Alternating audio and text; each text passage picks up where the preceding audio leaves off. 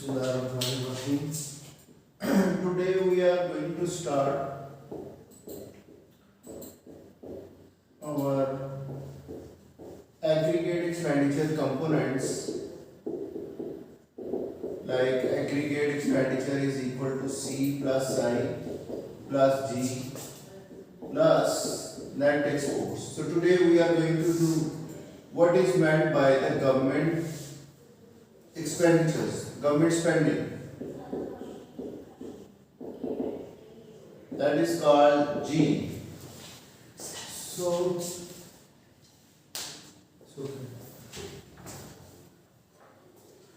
we talk about this thing, aggregate expenditure, that is equal to consumption plus investment plus government spending plus net export. So today we are going to see how government expenditures, they will affect aggregate demand or aggregate expenditures in the economy. So basically government expenditures, they are of different types. One is called the development expenditures. Development expenditures. They will create employment opportunities for the people of the country. So when government is improving the infrastructure, it is going to spend money on the development of that country. So in that case, you can see that whenever we find that there is going to be increase in government expenditures, we mean that now government is creating employment opportunity. It is going to produce more of the public goods, merit goods or anything which will create employment. That is called the development expenditures. So they are also exogenous, or they are also independent of the level of national income. They are not determined by the level of national income, rather they are determined by the exogenous factors out of the national income. They are going to be determined. Second type of government expenditures, they are the transfer payments. What are those transfer payments? Like in the form of unemployment benefits, pension, childcare benefits. They are not going to create employment opportunities for the country, but they are only the transfer of funds from employed people towards those who are actually deserving them. Okay, so this is what we mean by transfer payments. They are going to be created by the government, and they are taken from those people who are employed, and they are paid to those who are actually deserving. Like those who are unemployed, they will be paid unemployment benefit, and those who are going to have old age, they are going to be paid pension or childcare benefit. No corresponding output has been produced against these types of transfer payments. That's why we say they are not going to create any employment opportunities. Whereas the third type of expenditures, they are called the current expenditures. Current expenditures. These are the expenditures which are made by the government on the running affairs. On the running affairs of the government, they are going to be made. That's why we say these are called current expenditures. Anyhow, any type of government expenditures, when they are made, what is going to happen to this 45-degree line? Now aggregate expenditures, they are equal to C plus I plus G. Previously we were having two components, C plus I. Now we will have, this is still closed economy because there is no foreign sector right now. This is 45-degree line, and this was C when there was only household expenditures in the form of consumption, and now we have C plus I. National income was increasing from Y1 to Y2. This was E1, this was E2. Now we add another expenditure, that is called C plus I plus G. This was consumption, this is investment, this is government spending. So when we see around that expenditures previously by the consumers, then by producers in the form of investment, and then now we are going to have another expenditure which is called government expenditure. And due to this, we find over here equilibrium reaches to E3. Our economy will become balanced at the point where aggregate expenditures, they are equal to aggregate supply. How this is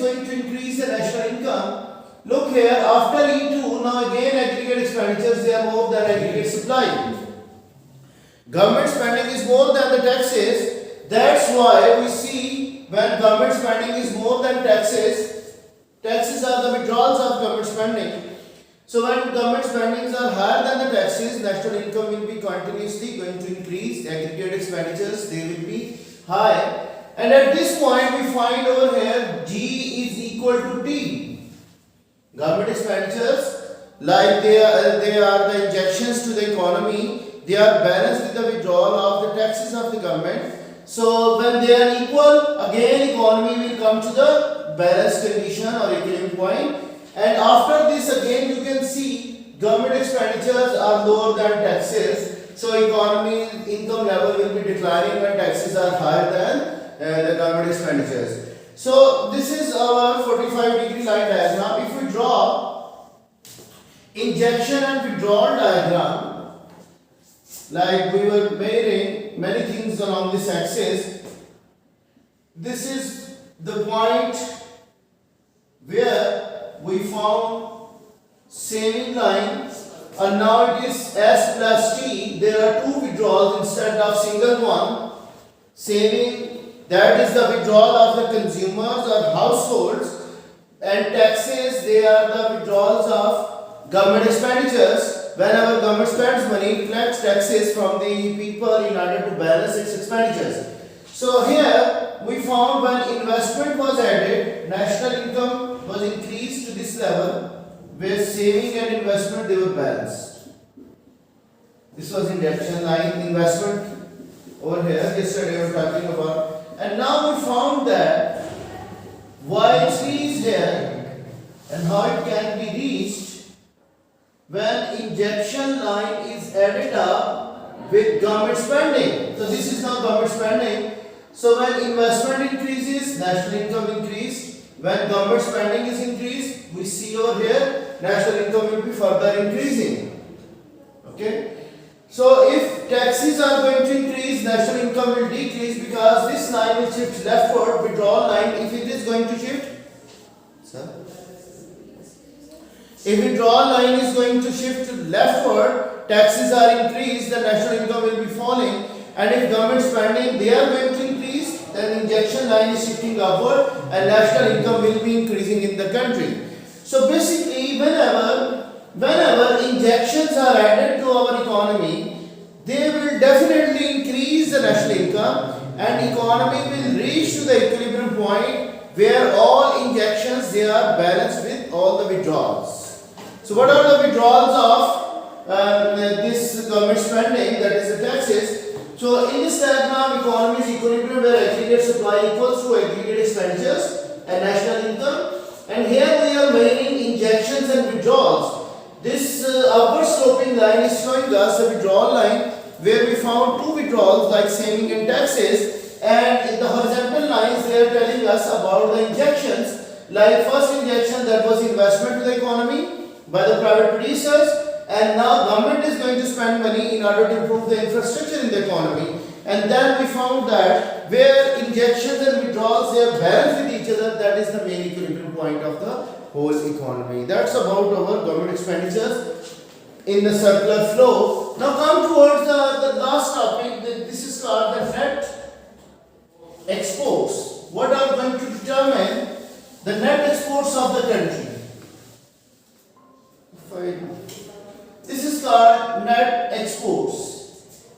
We are on this point C plus I plus G plus net exports. Now keep in mind, this is going to be an open economy. Open economy is that where a country is going to have international trade, like it is buying and selling goods with the rest of the world, then we say it is called open economy. If it is not having an open trade with the rest of the world, then it will be a closed economy. Closed economy is that which is without international trade. But now we find that we have an open economy in the form of net exports. What comes under the category of net exports? They are exports minus imports.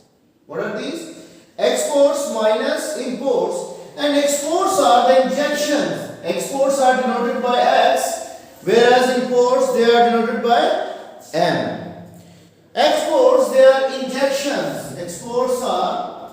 injections to our economy,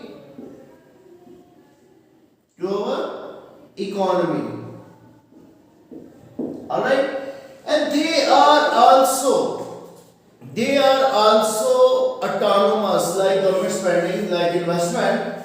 They are autonomous in the sense they are not determined by our national income level. Can you say our exports are determined by our national income? No, not at all. But they are determined by the income of the other country, the GDP or GNI of the other countries where we are exporting.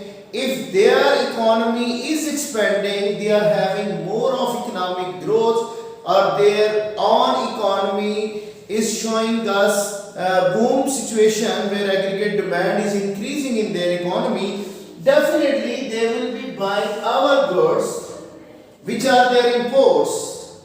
Okay, so can I say exports are exogenous? Exogenous means they are autonomous. They are determined by not our national income but the income of the other countries where we are exporting. So they are injections to an economy, whereas imports are withdrawals.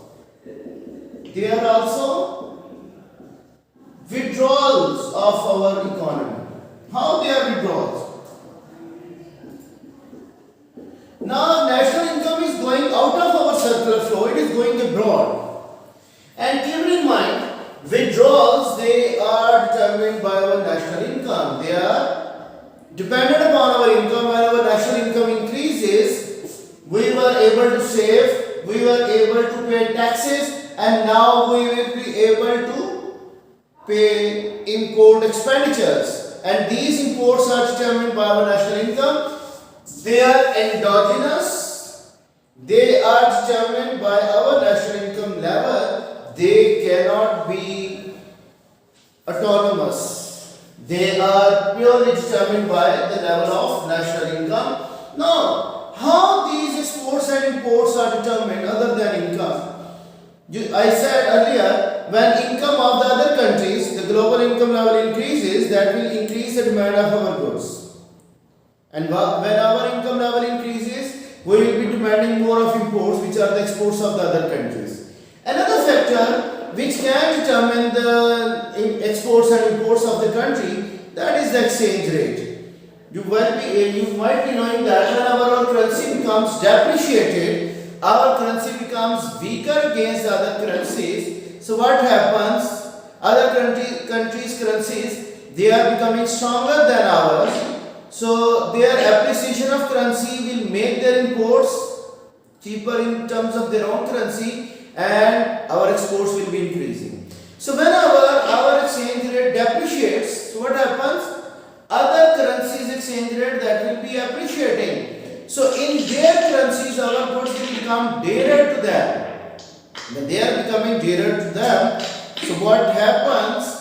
They will be importing, our exports will be increasing. So exchange rate depreciation, that can be one of the cause of increasing exports, and at the same time our imports will become expensive in terms of local currency. So they will be discouraged by our local people. So I say exchange rate is one of the determinant of our net exports. When it depreciates, it will encourage our exports and discourage imports. Keep it in mind, we had also studied in our AS level the Marshall-Lerner condition and the J curve. That means the price elasticity of exports plus price elasticity of imports, both should be greater than 1. Collectively they should be greater than 1.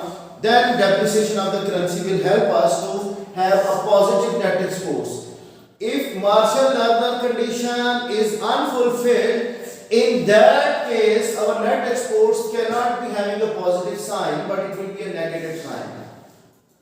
Remember this concept of Marshall-Lerner condition? We studied in our AS level, and that is also coming again in our last chapter. Hopefully, after the 2 weeks, we will be approaching to the end of this syllabus. So these are the withdrawals. Another factor, the first thing I said, global income higher than our national income, so what happens? Exports will increase and our imports they will be declining. Okay. Second factor, the determinants, that is the exchange rate.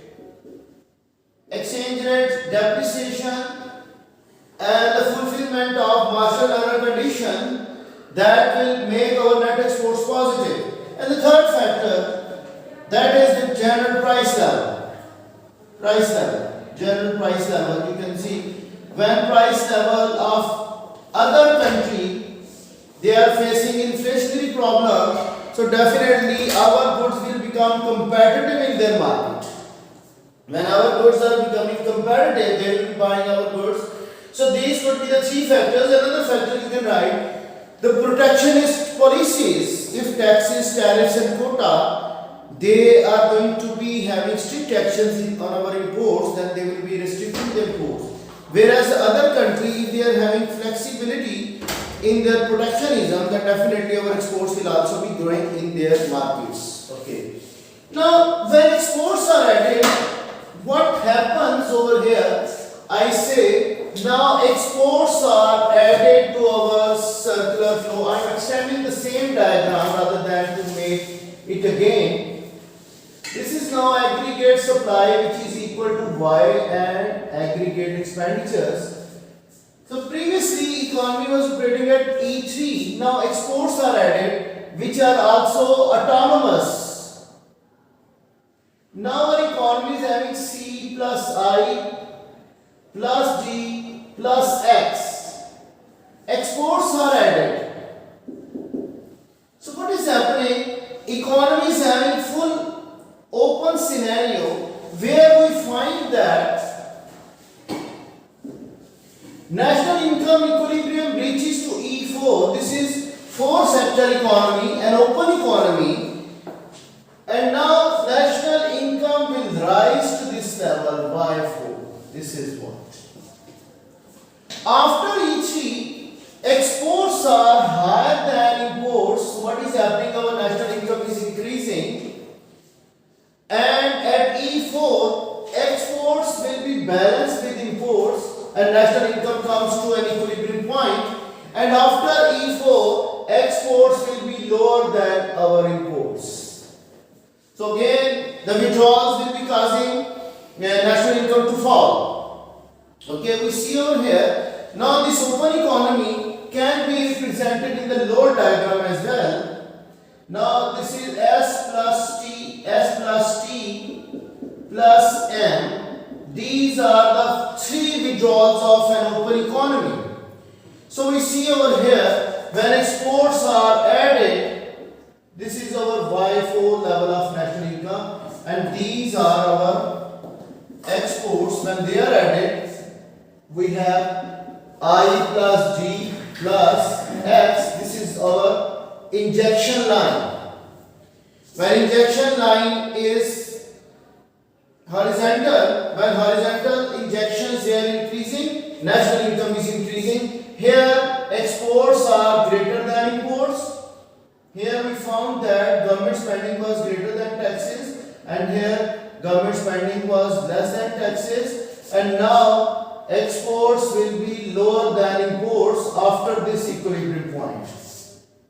Okay, so we found that when our injections are increasing in our lower diagram, so then this horizontal line is shifting upward, and when withdrawals are increasing, if imports are increasing, this withdrawal line will be shifting upward or leftward, and due to that, if I say now imports are increasing, so this line will shift leftward and national income will fall. And if imports are decreasing or saving is decreasing, taxes are decreasing, then this upward sloping line will be shifting rightward and national income will be going to increase. And here we found that when these autonomous parts, C plus I plus G plus exports, they are going to increase, they are going to have more of national income to rise. At equilibrium point, aggregate supply equals to aggregate expenditure, and that's our national income. We studied in our circular flow, economy will be be balanced when all injections, what are those injections? I plus G plus export should equal to saving plus taxes plus imports. That is the equilibrium point. Then we see all our injections, they are equal to all our withdrawals. This is our economic balance. If any of the injection is higher than our withdrawal, economy's income level will be increasing, but economy will be having a disequilibrium condition. And if any withdrawal is going to be higher than our injections, then definitely national income will be falling. Remember that when our country is importing too much, our balance of payment moves into deficit. So definitely our economy will be in disequilibrium condition. For that reason, our government needs to borrow money. Okay. So when our taxes are lower than government expenditures, we will be facing a budget deficit. This is the second gap. First gap is saving investment gap. Second gap is government spending and taxes gap. And third is net exports gap. These are the three gaps which are present in any economy. When these gaps are fulfilled, the economy will be in equilibrium. And when these gaps are widening, economy will be having a disequilibrium condition. So in order to achieve the national equilibrium, all these withdrawals should equal to the injections, then economy will be in equilibrium. Why governments are borrowing money? Actually, they want to bridge the gap. When they borrow money for the fiscal gap, in order to bridge the gap between expenditures and taxes, that will make this gap fulfilled, that government spending will be balanced with the taxes by borrowing money. Okay, if government is borrowing money from foreign lenders like IMF or Paris Club, Asian Development Bank, that gives us for budget financing, whereas any lender to us from other countries, when they are lending us money, so they will be lending in order to bridge the gap between our international receipts and payments. So these gaps are fulfilled by borrowing money. And if these gaps are widening, that will show us the instability in the economic scenario, where the economy of the country is not reaching to an equilibrium point. So we found that we have completed this topic about the components of aggregate expenditures, and in our tomorrow's lesson we will be doing a little bit difficult topic for the students, not for me. That is about multiplier. Those who are having good skill over mathematics, they can easily understand. But we will be using a simple mathematics which everybody knows. Okay, so keep it in touch. But before coming to your tomorrow's class, it is requested again to you people, revise the concept of marginal propensity to consume, marginal propensity to save, and the consumption function, and marginal rate of taxes, MRT. If you remember, MRT, that is change in taxes over change in income, additional tax to additional income.